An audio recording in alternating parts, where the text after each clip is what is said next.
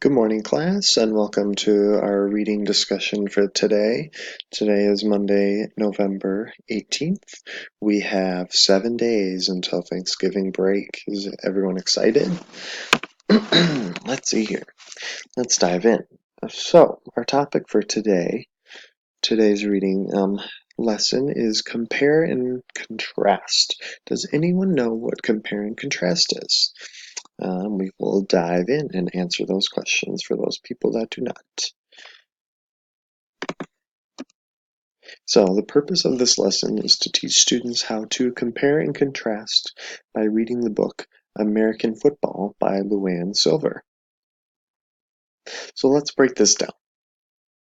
How many of you can tell me what compare means? So on this chart we have compare in the middle, and what word do they use to describe compare? Similarities. So when you're comparing something, you have two things that have similarities with each other. Like you could compare a pair of shoes and a pair of boots. They have similarities because they both go on your feet.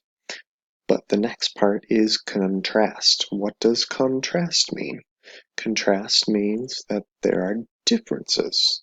So in that boot and those shoes, you have a boot that can be worn in the snow and not get your feet wet versus a shoe that really probably shouldn't be worn in the snow because it could get your feet wet. Does that make sense to everybody? Compare, contrast, and the differences between the two? Alright, so you can compare and contrast anything. So on the right we have Harry Potter and Luke Skywalker, both extremely talented at what they do, but they have differences. So you can compare and contrast movies, musicians, food, animals, books, characters in books, plots in books, strawberries, bananas, different types of music genres, different types of movies. Anything you can think of, you can compare and contrast with another thing. So again, here's some examples. You have cats and dogs. You have oranges and apples. And this also shows you a few ways, or one way. This is the most popular way to draw out or to explain in a visual how a compare and contrast can work. You have one topic on one side, another topic on the other, and on the ends are the contrast spaces, and in the middle where the two circles meet are the similarities. And this much looks like a graph, a comparison graph where you would have cats on one side, similarities in one column, and dogs in the last column. And that would be another way that you could describe compare and contrast on a worksheet. So, the comparison chart. There's 3 steps to filling out a comparison chart. They help understand how two things are alike or different. So you have art and gym, and the similarities in the middle. So you have art class. Can we think about things that make art class different than gym class? Or can we think about similarities between the two classes? Discussion, discussion, discussion. We filled out the similarities between the two classes and what makes these two different. Okay, so how does this apply to this class? Compare and contrast is most important when you are reading a story. So that means that when you're reading a story, you should be asking many questions of the plot.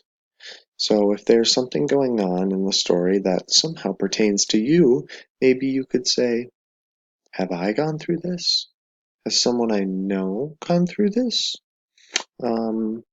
This character's going through something that a character earlier on in the book has gone through, or this character is a lot nicer than the other character.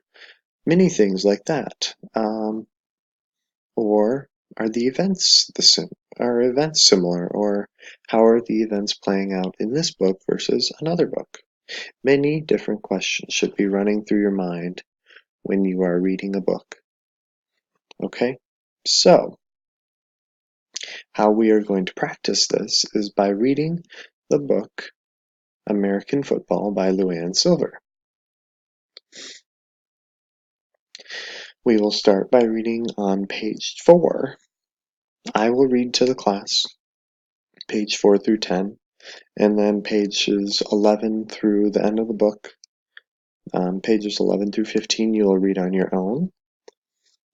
We will fill out a comparison chart as a class on the whiteboard, and we're going to compare football to soccer. Those are the two sports that we will choose. So as you're reading, as I'm reading to you, and then as